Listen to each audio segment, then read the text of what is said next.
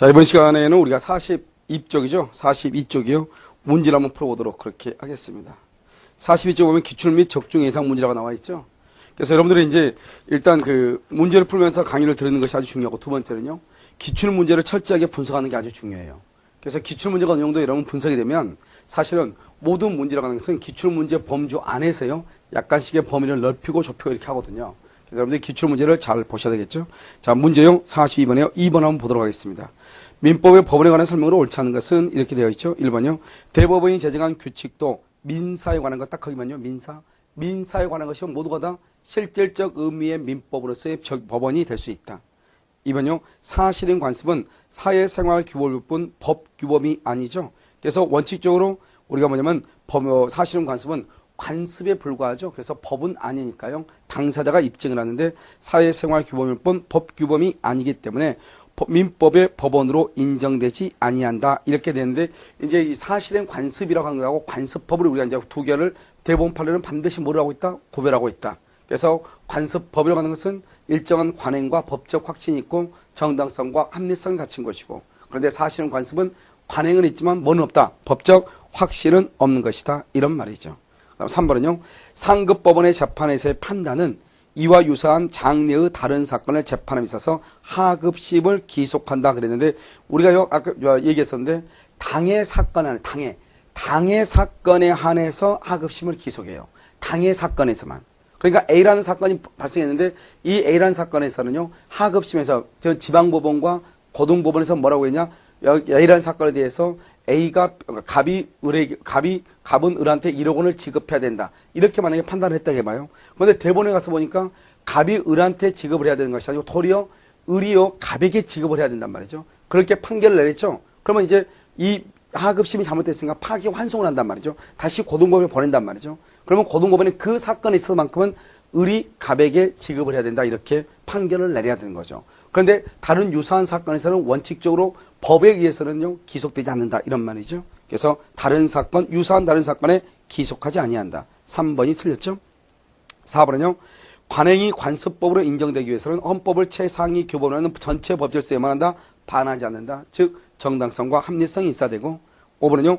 가치관 등의 변천으로 기존 관습법의 효력이 부정되면, 우리가 종중원의 자격 같은 것도 마찬가지죠. 종래는 성년 남자만 해당했는데 성년 남녀로 이렇게 확대했단 말이죠. 부정되면 그 관습법에 의해서 규율되는 예경은 조리에 의하여 뭐가 된다? 보충이 된다. 이렇게. 그래서 여러분요, 이제 우리가 이제 그 관습법이라는 것이 이제 뭐가 되냐면 갑자기 있다가 법에 공백이 생기는 거잖아요. 그래서 우리가 보면 종중원의 자격은, 종중원은요 성년 남녀에 의한다. 전에는 성년 남자만인데 남자뿐만 아니라 여자도 되기 때문에요. 그러면 이제 여자가 이제 종중원의 자격이 오니까 이 여자에 대해서는 어떻게 한다는 것이 지금까지는 누적된 관행이 없잖아요. 그래서 그런 경우는 관습법의 내용이 없는 거죠. 그러니까 법률이었으면 관습법에 가죠. 그런데 관습법의 내용이 없죠. 그럼 뭐로 한다? 조리에 의하죠. 그러니까 지금 여기 5번의 문제는 지금 뭐를 얘기하는 것이냐면 5번은요. 가치관의 변천으로 기존의 관습법의 효력이 부정되면 무슨 말이죠? 관습법이 없다 이 말이죠. 관습법이 없게 된다면 그 관습법에 의해서 규율되는 예경은 뭐에 간다? 조리에 간다. 그것은 법의 적용 순서를 얘기하니까요. 너무나 당연한 것이죠. 자, 그 다음에 3번은요. 민법의 법원에 관한 설명으로 옳지 않은 것은, 우리가 아까 문제를 풀다 말했는데요. 1번 조약은 국회의 비준을 얻더라도 법원이 될 수가 없다 그랬는데, 조약도 민사에 관한 것이 뭐가 될 수 있다? 법원이 될 수가 있다. 2번은요. 관습법의 확인과 적용은 법원의 직권으로 하는 것이 원칙이나, 왜요? 관습법은 법이니까요. 그런데 당사자가 이를 주장 입증할 수도 있다. 언제요? 법원이 관습의 존재에 대해서 잘 모를 경우, 그때는 당사자가 예외적으로 주장해야 된다. 3번은요. 상행위와 관련된 법률 관계에서 상관습법이 민법보다 우선하여 적용된다. 따라서 이 말은 무슨 말이다?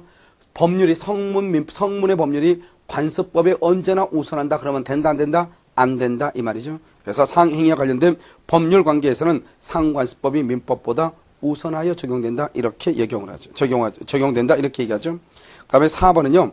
그래서 그럼 3번 같은 경우는 뭐냐면, 먼저 상법, 그 다음에 두 번째 상관습법, 그 다음에 세 번째 민법, 그 다음에 민사관습법 이렇게 가는 거죠. 4번은요.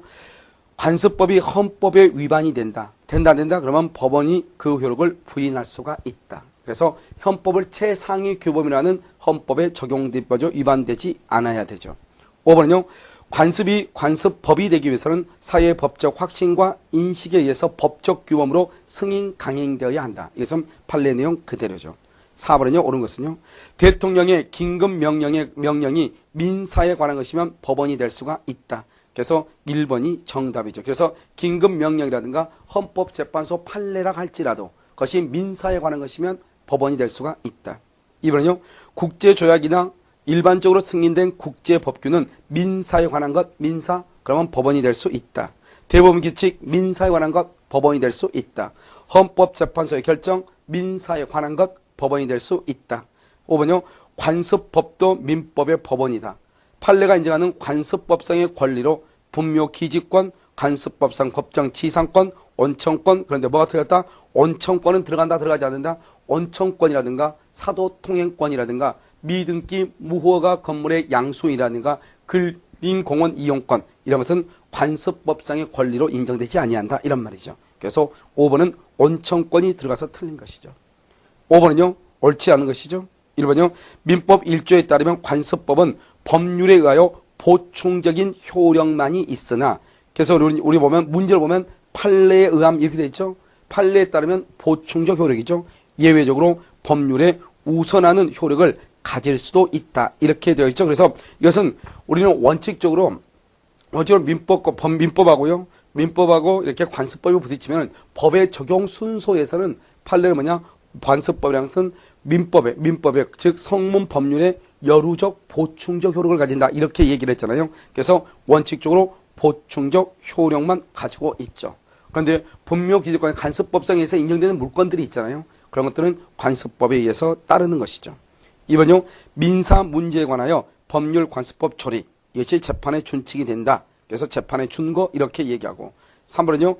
여기에서 법률은 국회에서 통과된 성문의 법률만 민법 제1조에서 말하는 법률이라는 것은 실질적 의미의 법률을 얘기한다고 그랬죠. 그래서 여기요. 국회에서 통과된 성문의 법률만 이것은 185조 물권 법종주의를 따질 때 그때 얘기하는 것이죠. 4번은요. 관습법은 그 전부가 불분명하므로 관습법을 원용하는 당사자가 주장 증명하는 경우에만 이의 법원성을 인정할 수가 있다. 이렇게 얘기했는데요. 원칙적으로 이러면 뭐가 되냐면 이제 관습법이죠. 관습법은 그 전부가 불분명하다. 불분명하다 그 말은 법원이 그것을 잘 알 수가 없다 이런 말이잖아요. 잘 알 수가 없는 경우는요.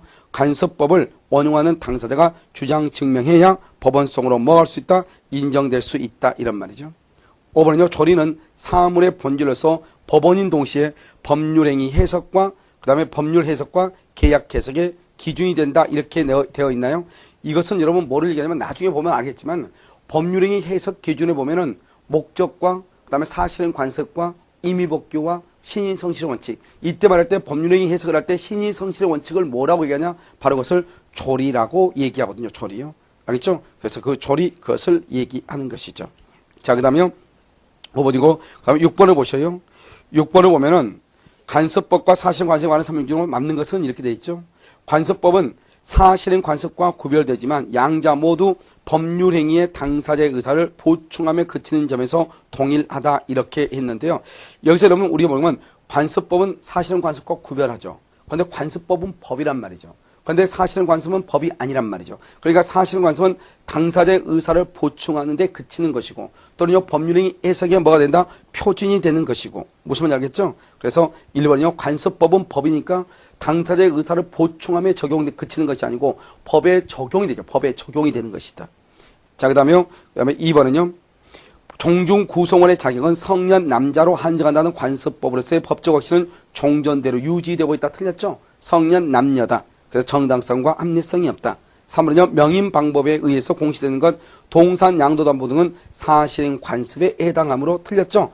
이것은 사실은 관습이 아니고 동산의 양도담보나 이런 것은 관습법에 의해서 인정되고 있는 것이죠. 그래서 그 존재는 당사자가 주장 입증이 아니고 지금 여기 이것은 관습법이니까 법원이 직권으로 조사해야 되는 것이죠. 4번은요. 민법에 규정된 내용과 다른 관습이 있다. 그러면 그 관습이 우선적으로 적용되는 경우가 있다. 이렇게 했는데 이게 지금 앞에서 나왔으니까 다시 얘기하면 우리가 이제 보면 뭐냐면 나중에 여러분요. 여기 법조문을 한번 볼까요? 법조문의 법률행위 해석의 그 부분에 보면 법조문을 보면서 설명을 하도록 그렇게 하겠습니다. 그래서 법률행위 해석 부분에서 우리 이제 법률행위 해석을 할 때는 원칙적으로 목적과 당사자가 기도하는 목적과 이런 것들을 따진단 목적과 사실은 관습과 임의 규정 이런 것을 따진단 말이죠. 그런데 거기서 보면 몇 페이지를 여러분 보시냐면요. 법률행위 해석의 원칙이니까요.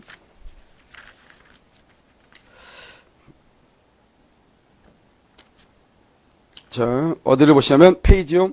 여러분 240페이지 한번 봐주세요. 240페이지요. 여러분 240페이지를 보면 법률행위 해석의 순서라고 되어 있나요? 그러면 여기요. 당사자가 기도하는 목적이죠. 목적 줄 곳이고 목자 동그라미 목. 그러면 사실은 관습에 줄 곳이고 사자 동그라미 제목만 봐 제목만. 오른쪽에 241쪽에 보면 임의법규라고 되어 있죠. 거기를 줄 곳이고 임자 동그라미 임. 그다음에 신의 성실 원칙 그래서 조리라고 되어 있죠. 신자 동그라미요. 이것을 뭐냐? 법률행위를 해석하는 순서는 법조문에 나와 있지 않지만 어떻게 해석하냐? 목사, 임신 이런 기준으로 목사, 임신 이렇게. 그래서 목적이고 사실인 관습이고 사실은 관습. 그다음에 임의법규이고 그다음에 임의법규 신의 성실의 원칙 이런 식으로. 그러니까 이 관습이라는 것이 법보다 더 먼저 적용되는 경우가 있다 이 말이죠. 언제요? 법률행위를 해석할 경우 이런 말이죠. 그래서 여러분 어디를 보시냐면요. 여러분요. 지금 105조 지금 106조 한번 봐보세요. 106조 240페이지요. 106조요. 법령 중 선량한 풍속 기타 사회 질서에 그 다음에 줄고요. 나중에 다 설명할 거예요. 관계없는 규정 거기를 줄고요. 선량한 풍속 기타 사회 질서에 관계없는 규정을 뭐라 하냐. 임의 규정이다 이렇게 얘기해요. 거기를 써요. 임의 규정. 관계없는 규정과 다른 관습 동그라미 이것을 뭐라 하냐. 사실인 관습이라고 얘기해요. 그러니까 임의 규정과 사실인 관습이 있는데 줄고요.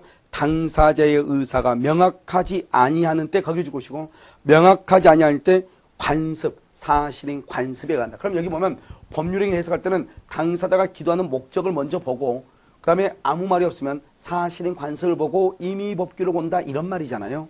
그런데 여기서 중요한 것은 당사자의 의사가 명확하지 아니할 때요. 그런데 만약에 당사자의 의사가 명확하다. 무슨 말이냐? 우리는 법률행위 해석할 때는 우리 그냥 다른 거 다 필요 없고 임의법규로 갑시다. 그러면 임의법규로 가는 거예요.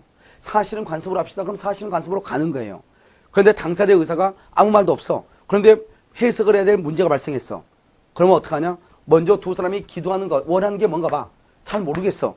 그러면 사실인 관습으로 가고 사실인 관습으로도 모를 때 그 다음에 민법으로 가는 거예요. 임의법규. 임의법규라는 것은 성문법을 얘기한단 말이에요. 법으로 간다 이 말이죠. 그러니까 원칙적으로 우리가요. 관습법이 있고 관습법이 있고 관습이 있고 법이 있으면은 이 관습이라는 것은 원칙적으로 불문의 규정이 있잖아요.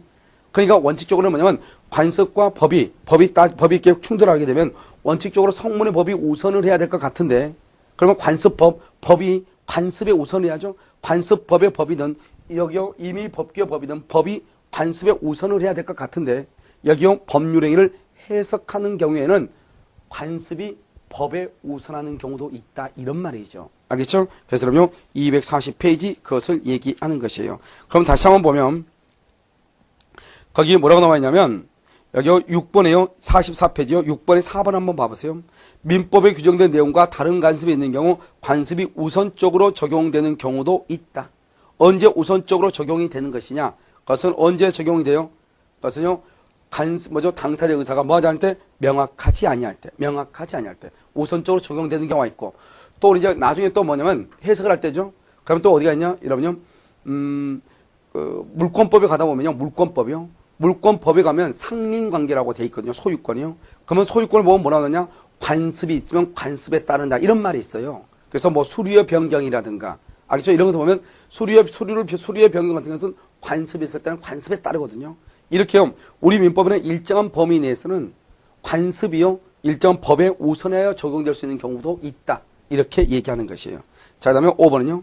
관습법으로 인정되기 위해서는 사회에 거듭된 관행으로서 생성된 사회생활 규범으로서의 그 내용이 민법상 선량한 풍속 기타 사회의 질서에 반하지 않는 내용이라면 그것은 충분하고 헌법상 정당성과 합리성까지 고려할 필요는 없다 그랬는데 틀렸죠? 정당성과 뭐가 있어야 된다? 합리성이 있어야 되고 헌법을 법체계로 하는 전체 법 질서에 반해야 된다, 반하지 않아야 된다, 반하지 않아야 된다 이런 말이죠. 그래서 여러분요 6번의 정답은요 몇 번이죠? 그것은 4번이 되는 것이죠. 7번은요 틀린 것은 사실행 관습은 사적 자치가 인정되는 분야에서 법률행위 해석의 기준. 우리 방금 봤었죠. 목사 임신할 때 법률행위 해석을 하는 기준 중에 하나가 사실행 관습이잖아요. 그래서 법률행위 해석의 기준 또는요 의사를 보충하는 기능. 의사를 보충 이렇게.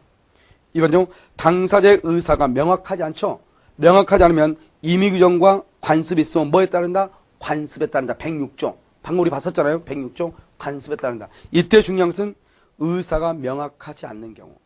만약에 여러분요 의사가 명확하다. 의사가 명확하다 그러면 뭐로 가냐? 그 의사대로 가는 것이에요. 그 다음에 3번은요. 관습법이 전체 법질서에 부합하지 않게 되었다.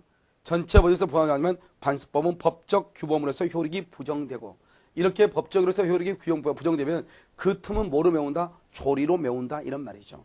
그 다음에 4번 물권은 관습법에 의하여 창설될 수 있다. 이건 185조예요. 민법 185조에 보면 뭐라고 나와 있다? 법률 또는 관습법에 의하는 외에는 임의로 창설될 수 없다. 그래서 관습법에 의해서 창설되는 것이 바로 어떤 것들이냐면 분묘기득권, 관습상 법정지상권 이런 것들을 얘기를 해요. 그래서 분묘기득권이나 관습상 법정지상권, 동산 양도담보, 그 다음에 명인 방법에 의해서 공시되는 것들 이런 것들은 관습법상 물권에 의해서 인정되는 것들이다 이런 말이죠.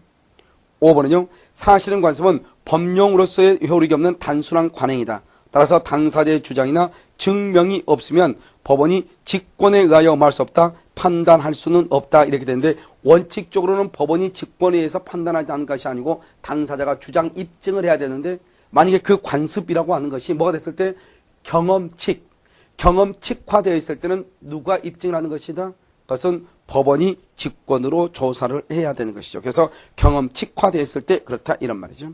자, 그래서 정답 몇 번이다? 7번의 정답은 5번이죠. 자, 그럼 8번 한번 보셔요.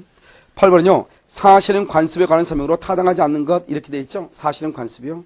그러면 사실은 관습에 타당하지 않는 것은 사실은 관습은 사적 자치가 인정되는 분야에서는 법률행위 해석의 표준 또는 의사를 보충하는 기능이다. 2번요. 사실은 관습은 재정법의 주로 강행 규정이다. 아까 했었죠. 주로 강행 규정일 때 강행 규정 자체에 결함이 있다. 결함 동그라미.